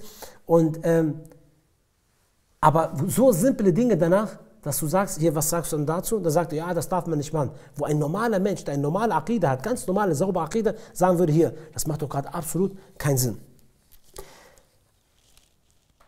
Allah sagt hier, nachdem dieser Mann, dem wir unsere Zeichen gegeben haben und er sich von Salacha getrennt hat, hat Shaitan gefolgt und er wurde was? Er wurde min al-Ghawin, von den Erniedrigten. Wisst ihr, was interessant ist? Er war kein Gelehrter mehr. In dem Moment war er kein Alim mehr. Er hat Wissen gehabt, aber er war kein Gelehrter mehr. Er wurde nicht mehr als Gelehrter betitelt. Nicht mehr. Allah sagt weiter, ich sage gleich, als was er betitelt worden ist. Und übrigens, das mit den Erniedrigten, er gehörte zu den Erniedrigten, das könnt ihr auch heute im türkischen Fernsehen überall sehen. Es gibt ja diese Imame, Prediger, die sitzen in den türkischen Talkshow, dann sitzt ein Mann mit einer Geige da, der spielt dann und dann wird gesagt, ja Hodja, ernst du das Volk genauso erniedrigt und erniedrigt den Mann. Normalerweise hast du Ehre, du hast den Koran in dir, du musst ehrenhaft sein. Ja Sheikh, ich habe 2 Schuhe, kann ich den rechten Zekat geben und den linken Sadaka geben? Oh Sheikh, ich habe einen Kaugummi, was ist, wenn ich das im Ramadan einfach so unter meinen Zahn mache, damit mein Mund nicht riecht? Solche Fragen werden dann gestellt. Was ist denn, darf ich meine Fingernägel schneiden, darf ich hier meine Augenbrauen machen und so, malen? Männer so ganz komische Fragen wurden gestellt. Und sie verstehen eigentlich nicht, dass sie erniedrigt werden. Sie sitzen da und denken, sie haben Wissen, aber eigentlich erniedrigt sie Allah, aber sie verstehen sie. Sie waren von den Ghawin, von den Irregangenen und Erniedrigten waren sie gewesen. Allah sagt weiter in dem Vers, hätten wir gewollt, hätten wir ihn mit dem emporgehoben, was wir ihm gegeben haben. Übrigens, Wissen alleine hebt euch nicht empor. Wissen erhöht eure Stellenwert nicht. Es ist Allah sein Name, Ar-Rafi', der eure Position erhöht. Ilm alleine ist nicht. Allah sagt, wenn wir gewollt hätten, hätten wir mit unserem Namen Ar-Rafi' seinen Stellenwert gehoben. Ilm alleine macht noch gar nichts mit dir. Es müssen andere Namen von Allah reflektieren, damit du hochkommst. Und Allah sagt hier, hätten wir gewollt, hätten wir ihn mit diesem emporgehoben. Was ist passiert, dass Allah ihn nicht emporgehoben hat? Warum? Warum? Allah, der so gnädig ist, der so barmherzig ist, noch gnädiger ist wie eine Mutter zu ihrem Kind. Warum hebt Allah diesen Mann nicht empor?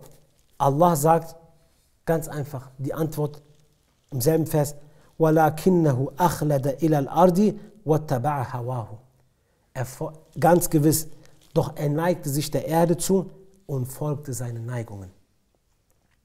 Der Ikhlas war nicht mehr da gewesen, das in die Taten umsetzen war nicht mehr da gewesen und er hat nicht mehr das gehofft, was bei Allah ist.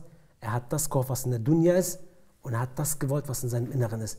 Genau das war der Punkt, warum Allah ihm dieses Schutzschild alles weggemacht hat. Er hat zu der Welt geneigt und hat seinem Ego gefolgt, obwohl er dieses ganze Wissen bekommen hat. Was hat denn das ganze Wissen gebracht? Allah sagt, فَمَثَلُهُ كَمَثَلِ الْكَلْبِ إِن تَحْمِلْ عَلَيْهِ يَلْحَسْ أَوْ تَتْرُكْهُ يَلْحَسْ. Allah sagt hier, und ganz gewiss war er wie ein Hund gewesen, dessen Zunge draußen ist, wenn du auf ihn zugehst, und wenn du dich von ihm trennst, weggehst, ist seine Zunge immer noch draußen und er hechelt immer noch.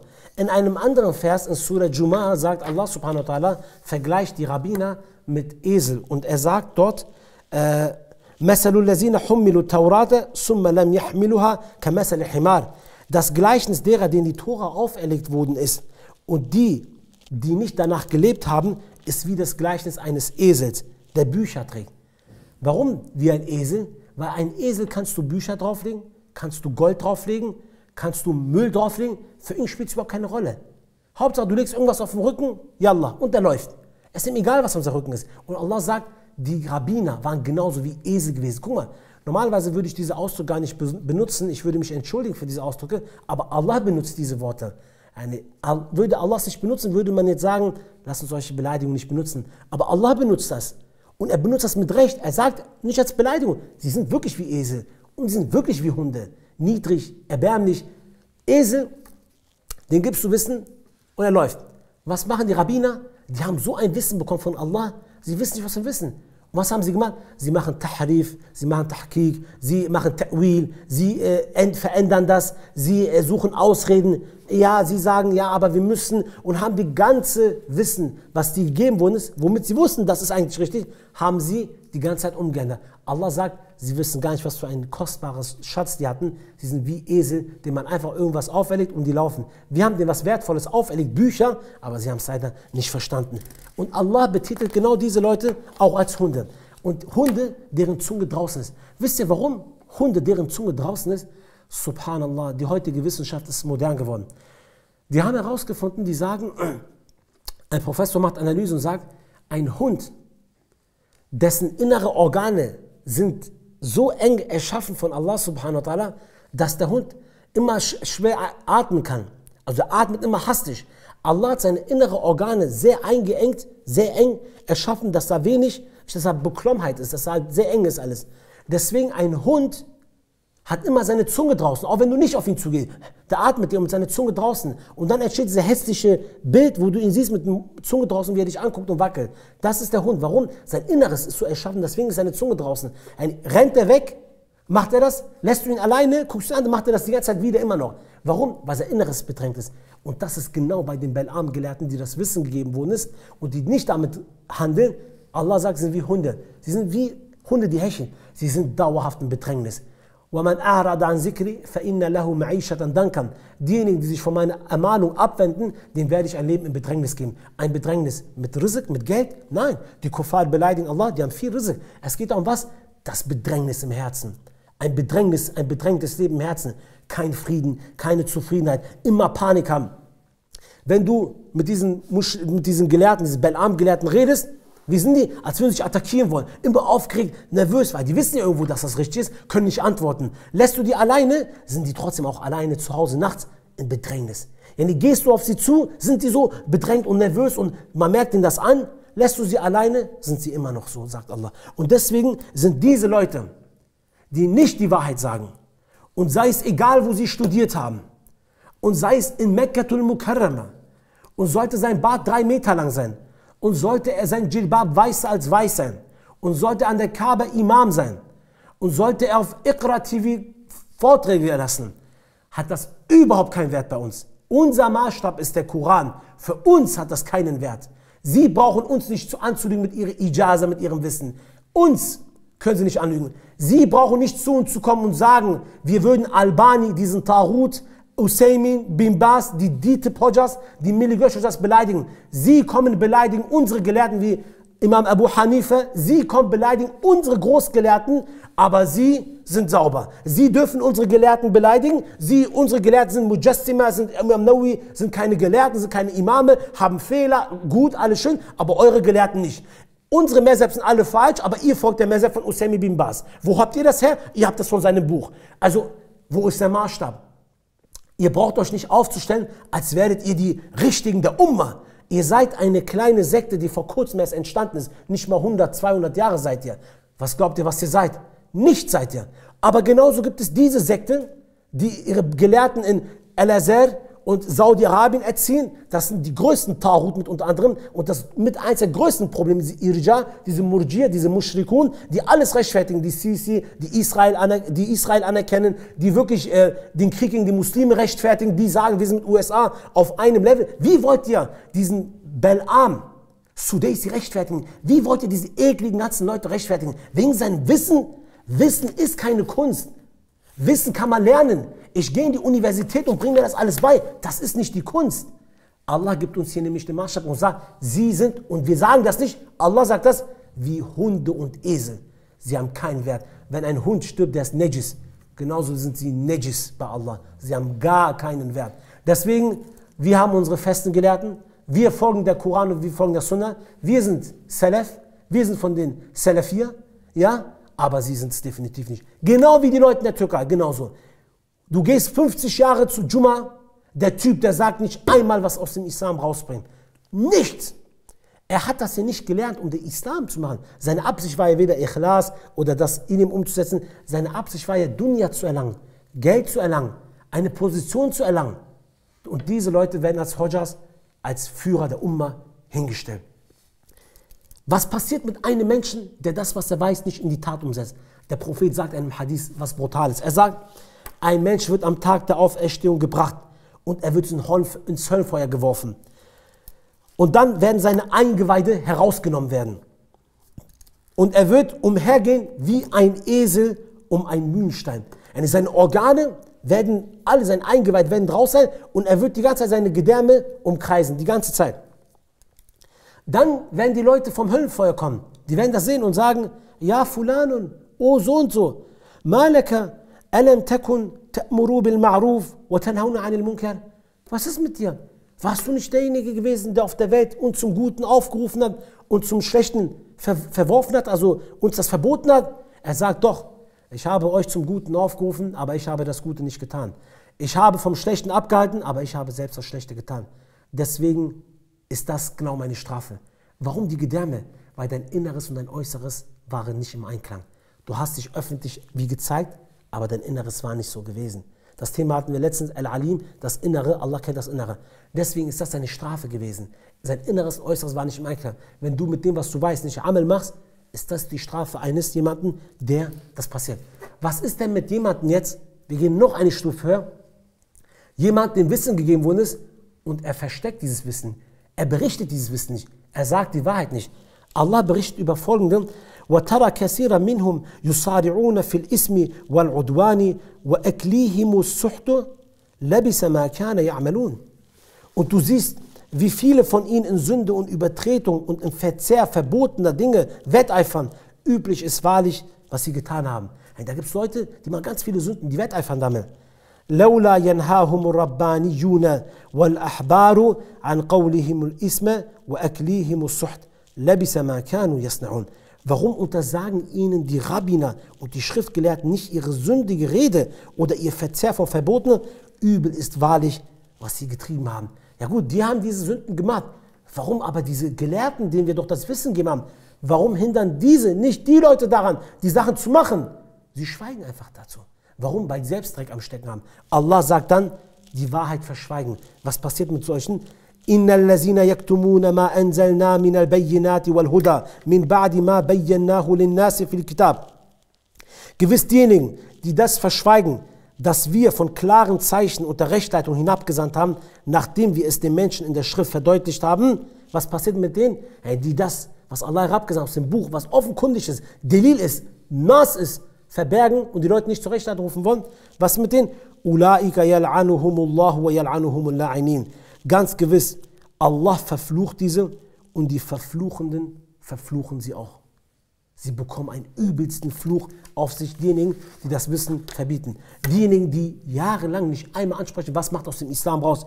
Allah sagt, Innal lazina yaktumuna ma anzalallahu minal kitabi wa yashtaruna bihi samanan qalilan. Diejenigen, die das verschweigen, was Allah von der Schrift hinabgesandt hat und damit einen minderwertigen Gegenwert einkaufen. Was haben sie gemacht? Für Geld, für Ansehen, damit du einen festen Job hast. Du hast nicht die Wahrheit gesagt. Warum? Damit du dein Haus behaltst, damit du deinen Lohn behältst, damit die Leute dich immer noch gut behandeln, damit du anerkannt bist, damit alle mit dir zusammen lachen.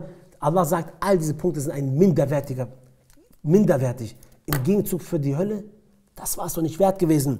Ulaika ma ya'kuluna fi butunihim illa an-nar wa la yukallimuhum Allahu yawm al-qiyamati wa la yuzakkihim wa lahum azabun alim. Und diejenigen, die essen nichts weiter, sie verzehren nichts weiteres außer Feuer in ihren Bäuchern und Allah wird im Jenseits mit ihnen nicht sprechen und er wird sie nicht reinigen und für sie wird es eine brutale Strafe geben, für diejenigen, die das Wissen verbergen.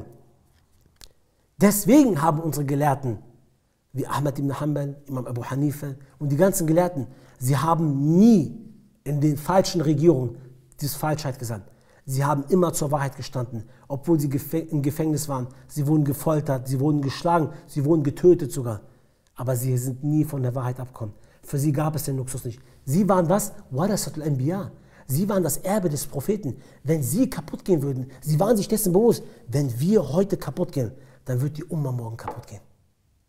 Deswegen hat Allah die Umma damals so beschützt. Was machen die heutigen ekligen Hunde und Esel, sage ich mal mit diesem Ausdruck, die Gelehrten, die Fake-Gelehrten, sie studieren, Ilm, und sie verkaufen das Samana Qalina. Vor allem, wie schnell man das verkauft. Bisschen Ehre musst du noch haben. Du stellst eine Seite von Bashar al-Assad, Ramaz al-Bouti, du stellst eine Seite vom König Saudi-Arabien, an der Seite von Sisi, an der Seite von Erdogan. Junge, was glaubst du, was du bist? Du hast was Billiges, du verzehrst nichts weiteres außer Feuer. Und Allah wird nicht mal mit dir reden, mir jenseits. Und Allah wird dich nicht reinigen. Und Allah wird dir eine harte Strafe geben für das, was du getan hast. War es das wert gewesen? Das war es doch nicht wert gewesen. Und deswegen ist heute die Umma kaputt, weil die Gelehrten kaputt sind. Wir haben leider Gottes keine Gelehrten. Deswegen viele Leute stellen uns Fragen, wir können leider keine Fatwa geben. Die Gelehrten sind weg, genau wie der Prophet gesagt hat. Die Gelehrten werden entzogen im Tag, in der Zeit der Stunde, wenn sie näher anrückt, werden die Gelehrten entzogen. Es gibt leider ganz wenige Gelehrten. Deswegen müssen so Laien wie wir kommen und den Tawhid Tabligh machen, die Grundfundamente erklären. Würde es die Gelehrten geben, würden wir ganz bestimmt nicht hier sitzen, wir Laien. Deswegen sind die Gelehrten weg. Warum? Weil sie Gelehrte verdorben worden sind. Und weil die Gelehrten verdorben sind, brauchen wir uns nicht wundern, wenn in der Türkei 70 Millionen Menschen wählen gehen. Die ganzen Hodjas gehen doch, die rufen dazu auf. Da kannst du nicht erwarten von den Einzelnen, dass sie es nicht machen. Versteht ihr, was ich meine? Deswegen bekommen die Gelehrten eine brutale Strafe von Allah. Und die Gelehrten sind verpflichtet, die Wahrheit zu sagen. Sie haben nämlich ein Abkommen. Und als Allah den Bund mit denen schloss, welche der Schrift gegeben wurde, und sprach, wahrlich, tut sie den Menschen kund und verbergt sie nicht. Da warfen sie über ihre Schulter und verkauften sie für einen winzigen Preis. Und schlimm ist das, was sie dafür eingekauft haben.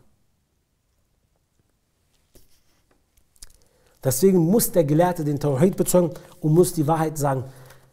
Einige von der Salaf haben Warnungen ausgesprochen, genau für diejenigen, die Wissen erlernen. Haben gesagt, Abu Huraira sagt, derjenige, der nicht mit dem handelt, was er weiß, ist wie das Nichtgeben des Zekat einer Ware. Das ist dasselbe Verbot. Genau, wenn du hast einen Besitz und du musst Zekat das geben, du gibst nicht. Genauso ist, wenn du ein Wissen hast, aber damit nicht handelst.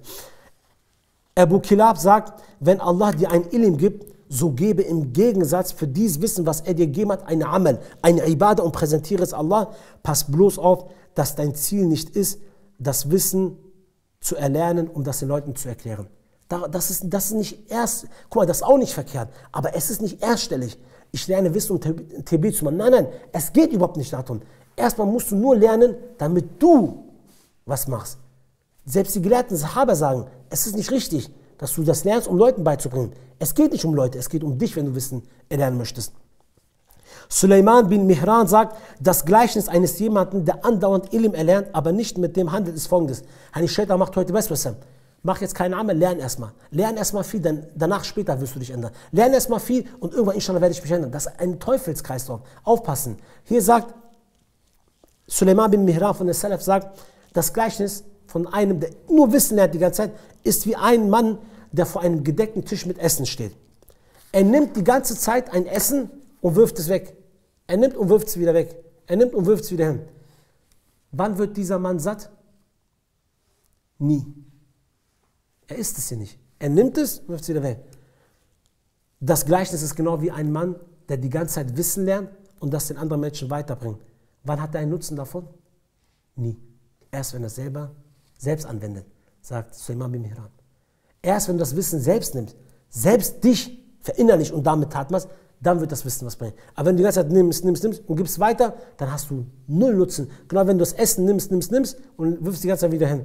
Du wirst nicht satt. Das wird gar nichts mit dir ausmachen. Zum Abschluss möchte ich eine Aussage von Aisha radiallahu anha berichten, eines Tages kam ein Junge zu Aisha und sagte, oh liebe Mutter der Gläubigen, bring mir etwas bei vom Gesandten Allahs. Und Aisha radiallahu anha bringt ihm einen Hadith Propheten bei.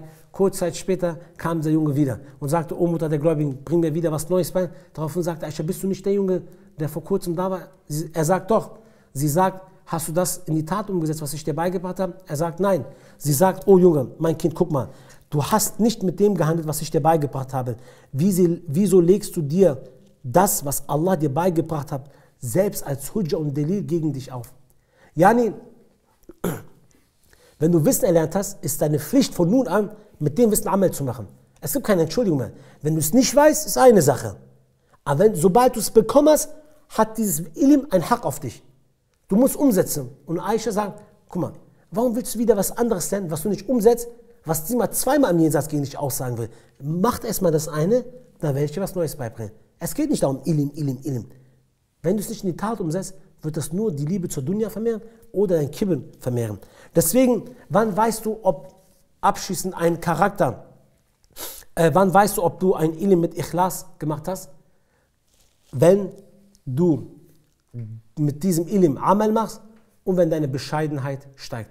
Wenn du bescheiden bist. Bei gelehrten Menschen, die viel Wissen haben, das Charakter der Gelehrten, der Menschen, die Wissen besitzen, ist immer bescheiden. Sie sind ruhig, sie sind sanft, sie reden nicht viel, sie machen viel Amal, sie sind bescheiden, sie sind nachsichtig, sie sind barmherzig. Das sind alles Bescheidenheit. Das sind alles Eigenschaften eines Gelehrten. Warum? Weil er hat viel Wissen, er hat verstanden. Nicht gleich sind die glauben und nicht glauben. Der hat doch Wissen, der weiß, wie das alles abläuft. Der weiß, wo wir alle hingehen. Deswegen ist das Maßstab. Und sollte irgendwann mal das Kibir eines Menschen steigen, weil du denkst, ey, ich habe voll viel Wissen, die um mich herum, die haben nicht so viel Wissen, dann wisse eins, halte die Verse Allahs, وَمَا أُوتِيتُم مِّنَ الْعِلْمِ إِلَّا قَلِيلٌ, vor Augen, wo Allah sagt, euch ist vom Wissen nur ganz wenig gegeben worden. Alles, was du weißt, ist nur ganz wenig von dem. Oder ein anderer Vers, wo Allah sagt, فَوْقَ كُلِّ ذِي عِلْمٍ عَالِمٍ. Und über jedem, der Wissen hat, ist einer, der noch mehr Wissen hat. Wenn irgendwann mal Westwasser kommt, der Wissen, es gibt immer einen, der noch mehr Wissen hat. Und im Endeffekt gibt es Allah, der das alle Wissen hat. Und deswegen ist wichtig die Bescheidenheit. Ich möchte inshallah den Unterricht heute beenden und einige Duas aufzählen, die im edlen Koran und Hadith vorkommen, bezüglich Ilm. Sehr schöne Duas, die will ich auf jeden Fall mal aufsagen. Wir haben ja eins gesagt im edlen Koran, wo Allah sagt, وَقُلْ رَبِّي زِدْنِي عِلْمًا, O mein Herr, vermehre mir mein Wissen. In einem anderen Vers, wo es heißt, Subhanaka la ilma lana illa ma 'allamtana innaka antal allamul hakim. Innaka anta alimul hakim. Gepriesen seist du, wir haben kein Wissen außer dem, was du uns gelehrt hast. Wahrlich, du bist der Allwissende und der Allweise. Allahumma Rabbi, dies wird bei Muslim überliefert, ein sehr schöner, wirklich sehr schönes Dua. Allahumma Rabbi Jibril wa Mikail wa Israfil, Fatir as-samawati wal ard, عالم الغيب والشهادة أنت تحكم بين عبادك فيما كانوا فيه يختلفون اهديني لما اختلف فيه من الحق بإذنك إنك تهدي من تشاء إلى صراط مستقيم. Ein Mann sagte, ich bat Aisha radiallahu anha, die Worte mir beizubringen, die der Gesandte Allahs als erstes gemacht hat, als er zum Nachtgebet aufgestanden ist. Und daraufhin sagt sie, genau dieses Dua hat der Prophet immer gemacht, als er zum Nachtgebet anfangen wollte. Und zwar hat er gesagt, a.s.w., O Herr von Jibril, Mikael und Israfil, der Schöpfer der Himmel und der Erde, der das Unsichtbare und das Sichtbare kennt, du entscheidest unter deinen Dienern über die Differenzen. Führe mich mit deiner Erlaubnis in den abweichenden Ansichten zu dem Volk der Wahrheit, denn du bist es, der auf den geraden Weg führst, wen du auch möchtest. Allahumma inni as'aluka ilman nafi'an wa rizqan tayyiban wa amalan mutaqabbilan. In einem anderen Hadith, O Allah, ich bitte dich um nützliches Wissen, gute Versorgung und akzeptable Taten. Was heißt nützliches Wissen? Nützliches Wissen wird immer unterschieden. Es gibt unnützliches Wissen und es gibt nützliches. Nützliches Wissen ist, was man mit Ikhlas erlernt, was man in die Tat umsetzt und was eine Gottesfurcht steigt. Das, wenn wir sagen, nützliches Wissen ist automatisch diese Dinge mit drin. Ein Wissen, was mich zu Allah näher bringt, was meine Gottesfurcht steigt. In einem anderen Dua heißt es, Allahumma inni as'aluka sabata fil amn wal azimati ala rushdi wa as'aluka shukra ni'matika وأسألك حسن عبادك وأسألك قلبا سليما وأسألك لسانا صادقا وأسألك من خير ما تعلم وأعوذ بك من شر ما تعلم وأستغفرك لما تعلم إنك أنت علام الغيوب. O Allah, ich bitte dich um Stabilität in deinen Befehlen, in deiner Sache und die Entschlossenheit in guten Dingen und bitte dich deiner Gnade zu gedenken. Denn ich bitte dich, dass ich deine Gnade gedenke, dein Rahmat gedenke und bitte dich um eine gute Anbetung und ich bitte dich um ein gutes, sauberes Herz und ich bitte dich um eine ehrliche Zunge und bitte dich um das Beste von dem, was du weißt und ich suche bei dir Zuflucht vor dem Bösen dessen, was du weißt und Vergebung und bitte um Vergebung für das, was du weißt. Du bist der Kenner des Verborgenen. Allahumma anfa'ni bima 'allamtani wa'allimni ma yanfa'uni wa zidni 'ilman walhamdulillahi ala kulli hal. O Allah, nütze mir durch das, was du mich gelehrt hast. Lasse mich davon Nutzen haben, was du mir beigebracht hast, O Allah. Und lehre mich, was mir nützt und vermehre mein Wissen. Alles Lob gebührt Allah unter allen Umständen. ندعو الله يجمعنا على كتاب الله وعلى شريعة رسول الله صلى الله عليه وسلم وآخر دعوانا أن الحمد لله رب العالمين.